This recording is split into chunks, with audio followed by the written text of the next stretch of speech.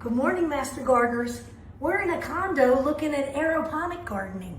We've looked at this before, but we're going to look at what to do when your plants have been in your container for 6 months. And right as during this video, we're going to demonstrate how to take a mature plant and move it into a container and acclimate it gradually.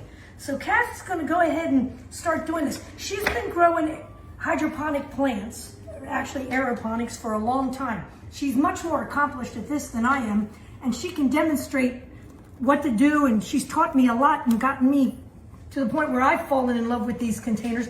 Look how mature the root system is after 6 months. We have parsley and we have thyme here. Her objective is she wants to plant the thyme into a container and continue to grow it. You know, one of the great virtues of hydroponic growing is something like thyme is so much more tender. These little young stems are so soft that even you would want to chew on them. Where I find my thyme in my vegetable garden tends to get hard and the stems are not as useful, and you can you feel them in your teeth. But that's the great joy of growing hydroponically.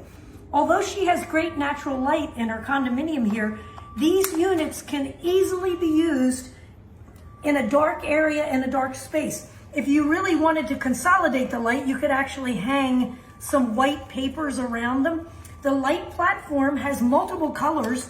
If you look up inside here, you'll see there's red and there's blue colors of these LEDs. They don't emit very much heat. Therefore, you don't have to be concerned about blue getting burnt. So watch what she's doing here. Her objective with this thyme is to get that root system down deeply inside. And because the root system is totally acclimated to just water, she's trying to make a very gradual transition for this plant so that she doesn't shock it too much. So she incorporates her potting mix around her soil. She's going to use a water meter in the days to come. She's not going to move this out on the patio yet. She's actually going to keep it near the unit right here and gradually get it acclimated indoors. And then if she wants to later on take on the option of moving it outside, she can do that. But this is an old plant. It has been in this hydroponic system for 6 months. And because of that, she has to be a little more gentle with this transition period.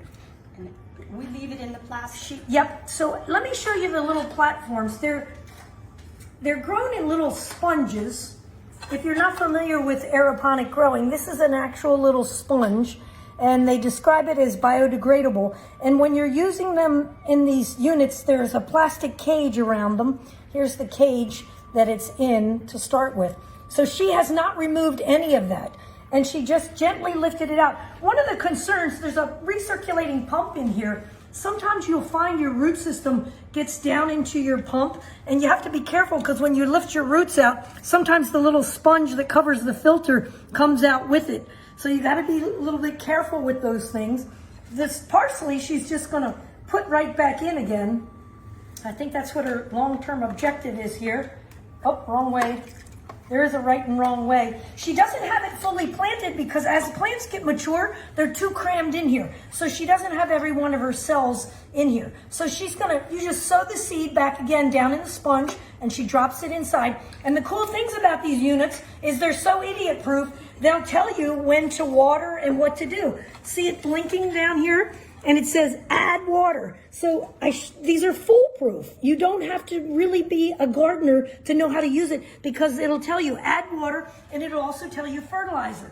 She's doing the demo on her liquid fertilizer. She pre-mixes fertilizer. She actually uses this to water all of her houseplants. And she pre-mixes her water in a gallon container. So she's gonna mix this and she's gonna fill her thyme container. And she's gonna keep this guy nice and evenly moist.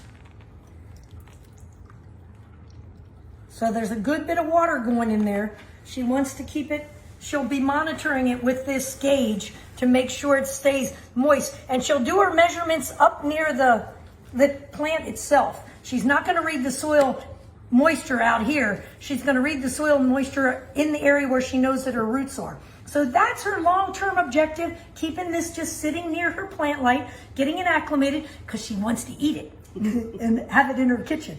Now let's look at this one.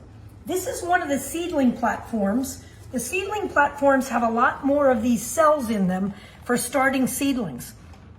Obviously, as the plants develop, there's not going to be adequate space for them. So you can see inside this one, a couple of them have not gotten the proper growth. This looks like a cabbage that she has in here, and it's been a little bit overcrowded. So her objective in this one, she's going to lift this whole platform out, and she's planning to plant this. There it is. There's her platform. There's her roots.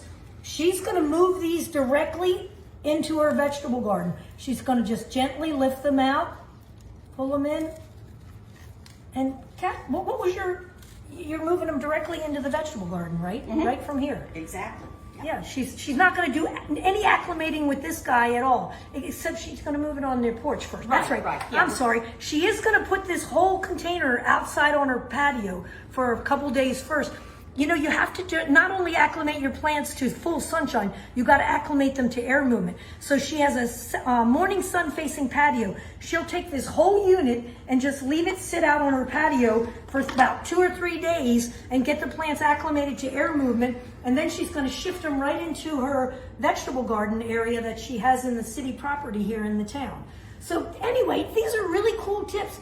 We highly recommend these aeroponic systems. There's all different kinds you can find on the internet. Sometimes around the holiday season, you can find them pretty reasonable. These can run for about $99 when they're on sale. There's certainly some nicer ones. You can buy different kinds of platforms for starting seeds, but a great way to get vegetables started in your house. So pretty cool stuff, Master Gardeners.